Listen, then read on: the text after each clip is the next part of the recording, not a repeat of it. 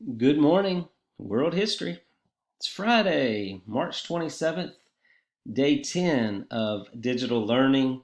And I know that you are excited that Friday has come. So, looking forward to the weekend. It's going to be nice out there. So, maybe you're able to get outside in the yard and get some fresh air and just kind of enjoy some of this beautiful creation. Unit 4.4 today is what we're going to take a look at, and it's talking about the Byzantine Empire and also the Crusades.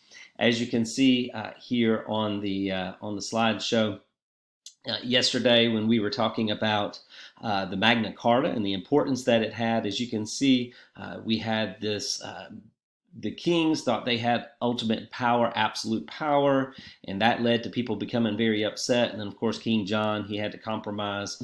The compromise was the Magna Carta. And remember how I told you that it would lead to ultimately things that you and I cherish today here in America, such as the Constitution and the Bill of Rights. You can kind of see how the Magna Carta did have influence all the way up to the Bill of Rights. Today, we're looking at the Byzantine Empire, which is the eastern side, if you will, of the Roman Empire. Remember, we talked about how the Roman Empire would divide, and that there would be an Eastern Empire and there would be a Western Empire. And so today we're looking at the Byzantine Empire. And the Byzantine is the Eastern Empire, and basically it was a powerful civilization, and it was the new Rome, if you will, and it was pretty much can go back to about 330 AD when this basically happens, and the New Rome will survive for about 1,000 years, and it will have a rich tradition of art and literature, learning, and would also serve as kind of a military buffer between Europe and Asia. Now, one of the main emperors of the Byzantine Empire was a man whose name was Justinian. Justinian was born Flavius Pederus Sabatius, and basically will take on the name Justinian because when he's a teenager, his uncle, who is the emperor Justin the First, he calls Flavius and he says, I want you to come to the capital, and I want to give you the best education possible. I want to train you. I want you to one day take over the kingdom.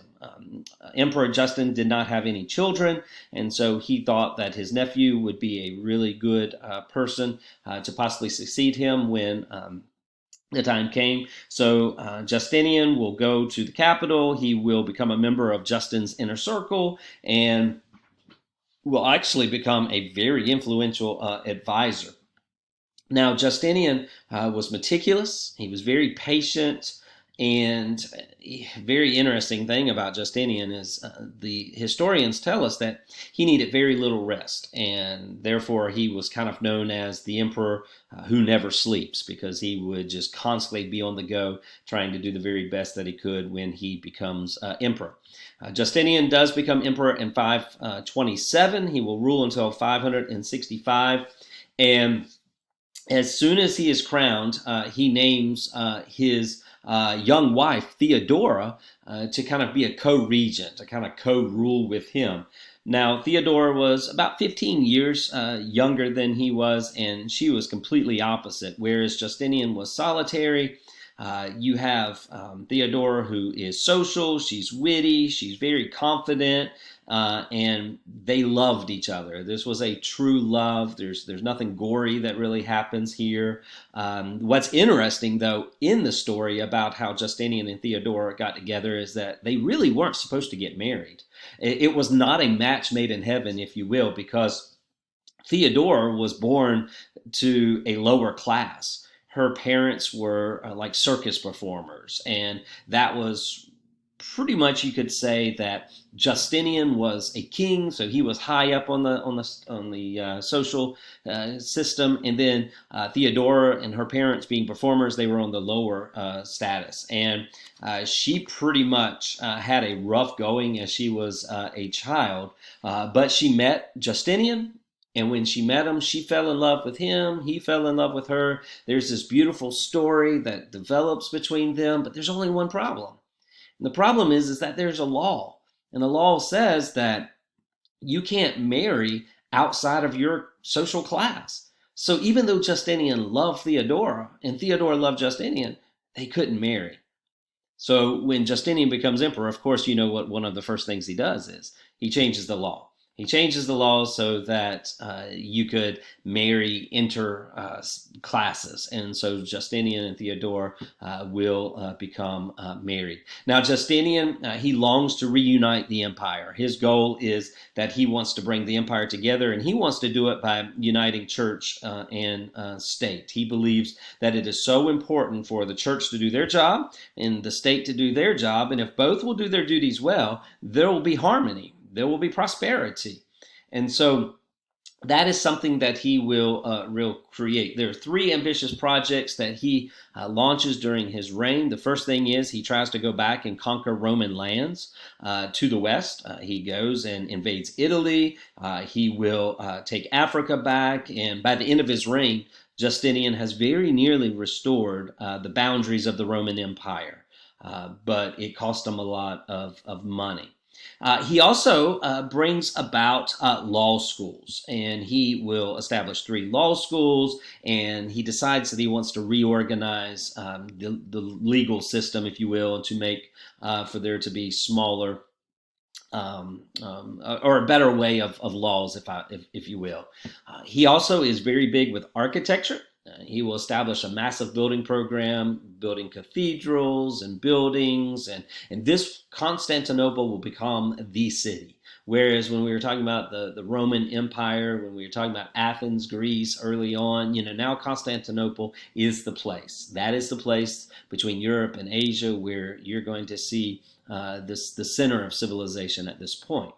So as Justinian simplifies his Roman law, which of course is 400 years worth now, he does it by creating what's known as the Justinian Code, a body of law, which still has basic principles that we use today. Some of these principles make their way into the Bill of Rights that you and I have in America. One of the things that this code does is it does promote Christianity, and it basically allows individuals who are Christians, make it easier for them to live, gives more legal rights to women and children, makes divorce harder, reduces the number of capital crimes. However, all this that Justinian is doing is costing a lot of money. And he spends a lot of money. He doesn't have a lot of men to really protect the city, the area. And so it's not very long before you start seeing Islamic forces who start coming in and start aggravating, if you will, the Christians here in the Byzantine Empire. Excuse me. Here are some of the articles, some of the excuse me, some of the buildings that you can see that he developed, he built during his particular time. Absolutely beautiful. But, one thing that Justinian really wanted to do is he wanted to keep Roman law. He wanted to make sure that everyone was protected by the law. Well, there is this trouble that's going on within the church. As you know, we are starting to see the church and the state have been at issues. Remember the king wanting to make himself ruler of the kingdom as well as ruler of the church, and the church isn't really happy about that. And so now we start seeing a split between, the Eastern Catholic Church and the Western Catholic Church. So the Catholic Church is starting to have what's known as a schism, schism, or a split. And one of the things, there's many things, but one of the things that really is going to cause the split is that thing that we talked about known as iconoclasm. I mentioned this a couple of sessions ago, but you and I, we use icons today. Even right now on your computer, there are icons. When we start thinking of actors and actresses and famous people, we think that they are powerful cultural figures known as icons.